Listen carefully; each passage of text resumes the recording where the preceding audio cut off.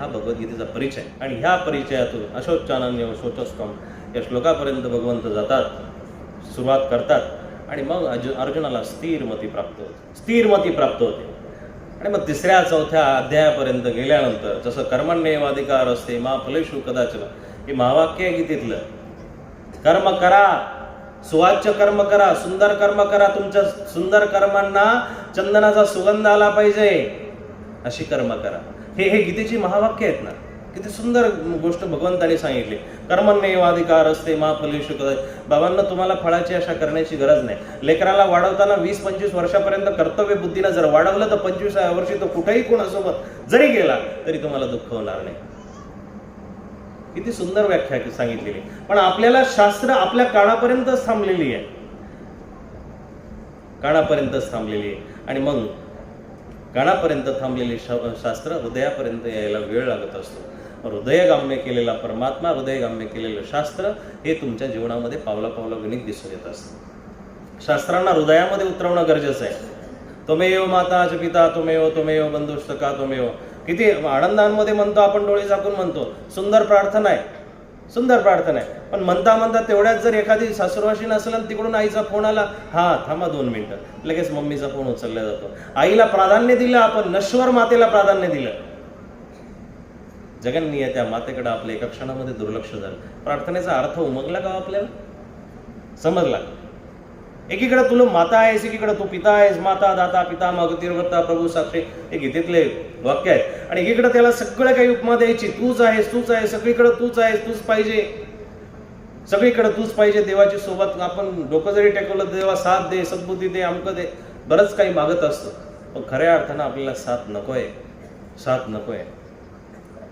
ज्या क्षणी परमात्म्याची साथ तुमच्या सोबत येईल ना आई, त्या क्षणी संसार कधीच गोड वाटणार नाही.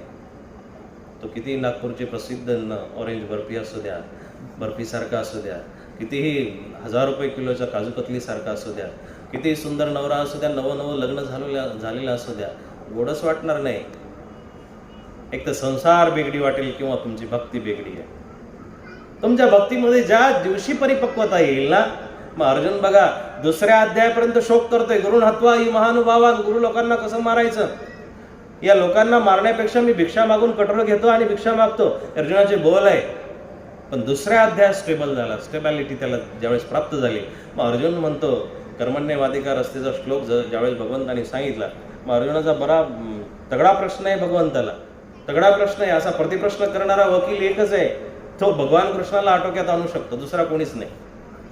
तो म्हणतो, देवा खूप चांगल्या गोष्टी करतो, मस्त बोलतोय तू, मस्त श्लोक आहे तुझे, सांगायला बरे वाटतात, ऐकायला बरे वाटतात. पण मला एक प्रश्न आहे, का रे, हे लावालावी करायचं काम तुझंच आहे ना? हो माझंच आहे. हे युद्धाला प्रवृत्त करण्याचं काम तुझंच आहे? हो माझंच आहे. मग का रे, तू सांगितलं की कर्मण्येवाधिकार असते मा फलेषु कदाचन, की कर्म करा त्रा फळाची आशा करू नका. आणि तू पण कर्म करतोय ना, तू पण तुझं पण काहीतरी कर्म चालू आहे. मग त्या कर्माला कोण वाली आहे? मग तुला फेडायला यावं लागतं काय? तुला अवतार घ्यावं लागतात का? नमाम कर्मानि लिंपंती नमे कर्मफले स्पृहा. अर्जुना, वेड्यासारखा प्रश्न करू नको बाळा. तुझे प्रश्न तुझ्या अनुषंगाने आहे, पण माझे जे वागणे आहेत ते वागणे तुझ्या अनुषंगाने नाही आहे. माझं वागणं माझ्याच अनुषंगाने. नमाम कर्माणि लिंपंती नमे कर्मफले स्पृहा. मी कर्मामध्ये लिंपायमानच होत नाही, मी कर्माला चिटकलेच नाही. मला झाले पोरं झाले, मी त्यांना कधीही विचारायला गेलो नाही, का रे तुम्ही माझं नाव घेता का? मी कधीही त्यांना सांगायला गेलो नाही की तुमचा बाप आहे मी म्हणून, कधीही नाही. नवाम कर्माणि लिंपंती आणि नवे कर्म फले स्पृहा. मला त्याच्यामुळं कर्म चिकटत नाही.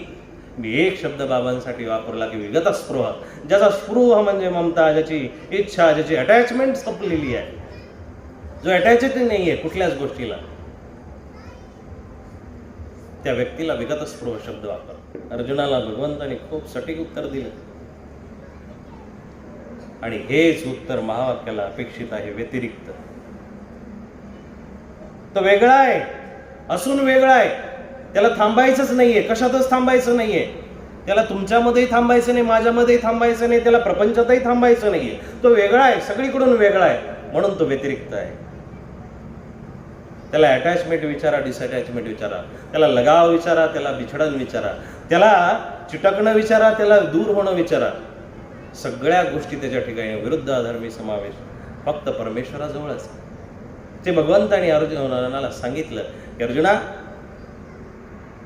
हे तुला जमलं पाहिजे, हे व्यतिरिक्त होणं तुला जमलं पाहिजे. मग अर्जुन थोडासा पुढं सरकतो. बरेचसे सगळे तसे अध्याय आता एका तासामध्ये काय सांगायचं, गीतेची सुरुवातच झाली नाही तशी पाहिली.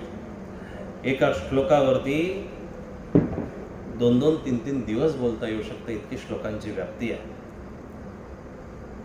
तुम्हाला त्याच्यामध्ये शोधता आलं पाहिजे. जिन खोजा तीन पाय्या, ज्यांनी खोजलं म्हणजे शोधलं त्यांनाच प्राप्त झालं. आपण आपल्या कपाळाला चष्मा लावून घरभर शोधत असतो, सापडणार नाही, कधीच सापडणार नाही. शोधता आलं पाहिजे, ते शोधता आलं पाहिजे. एक मधुसूदन सरस्वती नावाचे प्रसंग पण सांगतो. वाराणसीला, काशीला होते आणि काशीवरून एक दिवस सहज वाटलं की चला गोकुळामध्ये, वृंदावनामध्ये जावं, वृंदावनाचं दर्शन घ्यावं, भगवान गोपालकृष्णाच्या लीळा ऐकाव्या. आणि त्यांचा एक नियम होता की दररोज फक्त एकाच घरची भिक्षा मागायची, एकाच घरची भिक्षा मागायची. दररोजच्या प्रमाणे भिक्षा मागायला गेले आणि एका घरी एक गोपिका बाहेर चुलीवरती भाकरी करत होती. बघा, प्रसंग खूप मार्मिक आहे, फक्त ध्यान देऊन ऐकता आला पाहिजे. ती गोपी बाहेर स्वयंपाक करत होती, चुलीवरती भाकरी टाकत होती. लेकरू शेजारी बसलेलं होतं, लेकरू भाकरीचा तुकडा घेऊन भाकरीला खात होतं. ते सरस्वती, मधुसूदन सरस्वती तिथे दारामध्ये उभे राहिले आणि उभे राहिल्यानंतर त्यांनी भिक्षा आवाज दिली. ती बाई बाहेरच असल्या कारणानं त्यांनी त्या आईना एक चपाती घेतली, भाकर घेतली आणि त्यांच्या झोळीमध्ये टाकली. बघा, गोष्ट अशी झाली की त्यांनी ज्यावेळेस ती चपाती घेतली, चपाती घेतल्यानंतर त्यांचं लक्ष त्या गोपीकडे गेलं. जी बाई स्वयंपाक करत होती तिच्याकडे गेलं आणि तिच्या साडीला, पदराला त्या बाळाची विष्ठा लागलेली होती, मळ लागलेला होता. आता यांनी एक क्षणभर बघितलं की त्या बाईच्या साडीवरती विष्ठा आहे आणि एक क्षण हातामध्ये भाकर आहे. आता ती भाकर खावी की न खावी? खावी तर लागणार आहे, पण खाता येणार नाही, फेकून द्यावी तर भिक्षेची अवहेलना होईल. विचारात पडले आणि डोळे झाकले. दादा, डोळे झाकल्यानंतर विचार करायला लागले, खावी की फेकून द्यावी, खावी की फेकून द्यावी. आणि 2 क्षणांनी 3 क्षणांनी डोळे उघडले तर साक्षात भगवान गोपाल कृष्ण त्या बाळाच्या तोंडामधून घास घेऊन खात होता. आणि त्या क्षणी डोळ्यातून धारा सुटल्या आणि रडायला लागले. त्याच ठिकाणी मातीमध्ये लोळायला लागले. भगवंता, अरे गोपिकांच्या हृदयामध्ये विराजमान असणारा तू इतका प्रचंड प्रेमी आहेस की तुला विष्ठा सुद्धा समजत नाही, तुला घाण सुद्धा समजत नाही. तुला इतकं कसं प्रेम रे तुझं, इतकं कसं प्रेम? आणि पागल झाले, पागलासारखे करायला लागले. भिक्षा मागायची, वृंदावनाच्या गल्ली बोळामध्ये फिरायचं आणि तिथल्याच मातीमध्ये लोळायचं. का इतक्या गोपिका भाग्यवंत आहे, इथं साक्षात भगवान कृष्ण नांदत असतो. आणि झालं असं, 6 महिने झाले, तिकडे शिष्य वाट बघत होते. शिष्यांनी शोधाशोध सुरू केली आणि शोधाशोध सुरू केल्यानंतर ते वृंदावनामध्ये आले. बघितलं मधुसूदन सरस्वती मातीमध्ये लोळतायत. अरे, मीमांसा कांडाचा, वेदांचा मर्मज्ञ, वेदांचा सगळ्यात शेवटचा भाग याला विचारावा असा इतका विद्वान माणूस आणि मातीमध्ये लोळतोय. आल्यानंतर तत्प्रणम्यम, गुरुदेव प्रणाम केला आणि प्रणाम केल्यानंतर विचारलं, गुरुदेव तुम्ही शंकराचार्याचे उत्तराधिकारी आहात, पुढचं शंकराचार्य पद तुम्हाला आहे आणि तुम्ही असं वागताय, हे शोभत नाही, योग्य नाही. ते म्हणतात, कुठले शंकराचार्य? आणि त्यांच्या मुखातून त्यावेळेस एक श्लोक निघालेला आहे, वंशी विभूषित करा नवनीर दाला. हा श्लोक त्यांच्या मुखातून त्यावेळेस निघाला. अरे, जिसके मुखपटल पर वंशी शोभित है, जिसका वर्ण नए नए आए हुए मेघ श्यामल की तरह है, वंशी विभूषित करा नवनीर धावा, पीताम्बराद वरुण बिंब वलाद रोष्टा, नया नया सूर्य जैसा उदित हो, प्रतीत हो, वैसा मानो भगवान कृष्ण का पीताम्बर नजर आ रहा है. उसी प्रकार से पीताम्बर कृष्ण ने कसा हुआ है आणि ओष्ठ उसके ऐसे है कि जैसे मानो कमल अभी अभी खिला है. इस प्रकार से कृष्ण का वर्णन उन्होंने वंशी विभूषित करा इस श्लोक से किया. शिष्य आश्चर्यचकित झाले आणि शिष्य म्हणतात की गुरुदेव, तुम्हाला आता यावं लागेल. ते म्हणतात, नाही जमणार, नाही जमणार. अरे, तुमच्या शंकराचार्य पदाने, तुमच्या महंतीनं मला जे भेटणार नाही, मला वाटतं गोपिकांच्या पायावरच्या धुळीनं सुद्धा मला भेटू शकतं. गोपिकांच्या धुळीमध्ये एवढी ताकद आहे, कृष्णाला तिथं जर उष्ट खायला लावू शकतात, किती मोठं समर्पण असलं पाहिजे. महाभारताचा प्रसंग आहे, थोडंसं बाहेर न जाता, परंतु गोष्ट लक्षात घेण्यासारखी आहे. मी प्रसंग तुम्हाला याच्याकरता सांगत होतो दादा, ज्यावेळेस समर्पण तयार होईल ना, ज्यावेळेस समर्पण तयार होईल, कुठलीच गोष्ट राहणार नाही, कुठलीच गोष्ट राहणार नाही. आणि गीतेमध्ये ती दृष्टी तुम्हाला पाहणं गरजेचं आहे. गीतेमध्ये तर तुम्हाला बघणं गरजेचं आहे. मग सकाळी धर्म, हे सकाळी धर्म सर्व धर्मान परित्यज्य, याच्यामध्ये संपून जातात ना. तुम्ही कुठलेही धर्म धरू नका, हे कृष्णाचं सांगणं आहे. कारण माझ्या ठिकाणी सकाळी धर्म आहे. ते माझ्या ठिकाणी असल्या कारणानं तुम्हाला जगातले बाहेरचे धर्म धरायचे काय कारण? देहधर्म, जीवधर्म, मनोधर्म, शेजार धर्म, कसले कसले धर्म आपण धरून ठेवलेले. कदाचित तुमच्यापर्यंत ते युट्यूबचं पोहोचलं असेल आमचं, तर त्याच्यामध्ये आहे सर्व धर्मान परित्यज्य. सगळ्या धर्माला सोडून द्या, कृष्ण इतका ठामपणे का सांगतो? कारण त्याच्या ठिकाणी ते धर्म आहेत. अरे तुम्हाला बाहेर शोधायची गरजच नाहीये, बाहेर शोधायची गरजच नाही. तुम्ही त्याच्यामध्ये जेव्हा शोधाल त्यावेळेस त्या सगळ्या गोष्टी समजतात. आणि हे वचन, जे महावाक्याची जी वचनं आहेत, सूत्र आहे, ते गीतेमध्ये विखुरलेली आहेत. ती शोधण्याची गरज आहे, ती शोधण्याची गरज. फक्त गीतेला शोधण्यासाठी, गीतेला बघण्यासाठी एक दृष्टी प्राप्त होणं गरजेचं आहे. दृष्टी प्राप्त होणं गरजेचं आहे. ती दृष्टी आमच्यामध्ये नाही आहे, आमच्यामध्ये नाही आहे ती दृष्टी. आम्ही चांगल्यामध्ये वाईट शोधणारी माणसं आहोत. आम्हाला जितकं जितकं सुंदर दिसतंय, गुलाब तोडण्याआधी आम्हाला काटे दिसतात, फूल वास घेण्याआधी आम्ही त्याच्यावरती शंका करतो, तो सुगंधित असेल का? हे आमचं वागणं आहे. हे वागणं कधीच भगवत प्राप्तीला नेऊ शकत नाही. या वागण्याला आपल्याला कुठंतरी विस्तारित करावं लागेल, कुठंतरी मोठं करावं लागेल. आणि त्या मोठेपणातून आपल्याला साक्षात्कार होऊ शकतात. त्या मोठेपणातून आपल्याला कुठंतरी परमात्मा प्राप्ती होऊ शकते, भगवत प्राप्ती होऊ शकते, त्याचं अवतरण होऊ शकतं, त्याला इथं प्रागट्य होऊ शकतं. आणि सगळ्यात मोठं भक्तीचं सूत्र एक आहे की तुम्हाला त्याच्यामध्ये प्रतीक्षा करता आली पाहिजे, प्रतीक्षा करता आली पाहिजे. वाट पाहणं जमलं पाहिजे. लेकराची वाट पाहतो की नाही? 7 वाजता जर सांगून गेला असेल तर आपण 7:05 जरी झाले तरी मन लगेच वैर्यावानी चिंतायला सुरुवात करतं. कुठं गेला असेल, पडला तर नसेल, कुठं बसला तर नसेल, काही पित तर नसेल, खात तर नसेल. किती प्रश्न आपल्या असंख्य हृदयामध्ये येतात की नाही? मन चिंतिते वैरी न चिंती. आपल्या मनाला कुपोषित न करता आपल्या मनाला आपल्याला पोषित करावं लागेल, पोषित करावं लागेल. आणि हे पोषण भगवद्गीता देते तुम्हाला सांगितलं ना, भगवद्गीतेमध्ये बघण्यासाठी ती दृष्टी प्राप्त होणं गरजेचं आहे. ती दृष्टी ज्याला ज्याला भेटली त्यांनी नक्कीच स्वतःचं भलं केलेलं आहे. आणि अर्जुनाने ती दृष्टी मागून घेतली. आई असं भेटत नाही दादा, असं भेटत नाही. तुम्ही सज्जन आहात, माझ्यापेक्षा ज्येष्ठ आहात, पण सहजासहजी भेटत नाही, सहजासहजी भेटत नाही. घेशी तेव्हा देशी ऐसा असशी उदार, घेतल्याशिवाय तोही देत नाही. अर्जुनाने प्रार्थना केली, देवा ददामी ते दिव्य चक्षु. अरे तुला दिव्य चक्षु द्यावे लागतील. माझी दृष्टी सामान्य आहे, माझ्या चर्मचक्षूंना मी तुला बघू शकत नाही. माझ्या चर्मचक्षूमध्ये मळ आहे, माझ्या चर्मचक्षूमध्ये, साधारण चक्षूमध्ये वाईट आहे, पाप आहे, मोह आहे, ममता आहे, काम आहे, क्रोध आहे, सर्व काही आहे. पण तू जर चक्षु दिले, मग ते चक्षु अर्जुनाला ज्यावेळेस प्राप्त होतात त्यावेळेस तो काय करतो? सगदगदम भीत भीत प्रणम्य. देवा, गदगदित झाला अर्जुन. देवाजवळ तुम्ही ज्यावेळेस डोळे भरून बघता ना, आयांनो, ज्यावेळेस चिन्नस्थळीला जाल त्या चिन्नस्थळी माईला बघा एकदा, आणि डोळे भरून बघितल्यानंतर तुम्हाला असं प्रतीत झालं पाहिजे, असं वाटलं पाहिजे की साक्षात चिन्नस्थळी आई तुमच्याशी बोलते. त्या दिवशी तुमची भक्ती खरी आहे, त्या दिवशी तुम्ही देवाला शरण गेलेले आहात, त्या दिवशी तुमचं समर्पण आहे. नवऱ्याने हर्ट केल्यानंतर डोळ्यातून टचकन पाणी गळतं की नाही? टचकन पाणी येतं. 25 वर्षाचं वाढलेलं लेकरू अचानक म्हणतं आई तुला कळत नाही, टचकन पाणी येतं की नाही?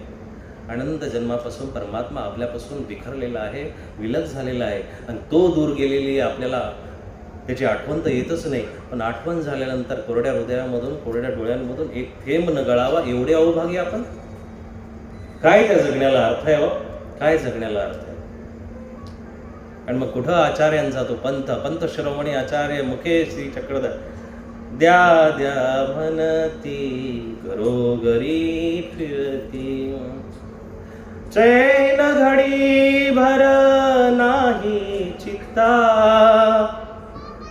सदैव हृदयी एकची चिंता, प्रभू कुठे हो, प्रभू कुठे? आहे का अर्थ? आहे अशी व्याकुळता झाली पाहिजे त्याला बोलवण्यासाठी. ती व्याकुळता तुमच्या अंतःकरणामधून, तुमच्या वाचेमधून, तुमच्या डोळ्यामधून निःश्रित झाली पाहिजे, निश्चित झाली पाहिजे.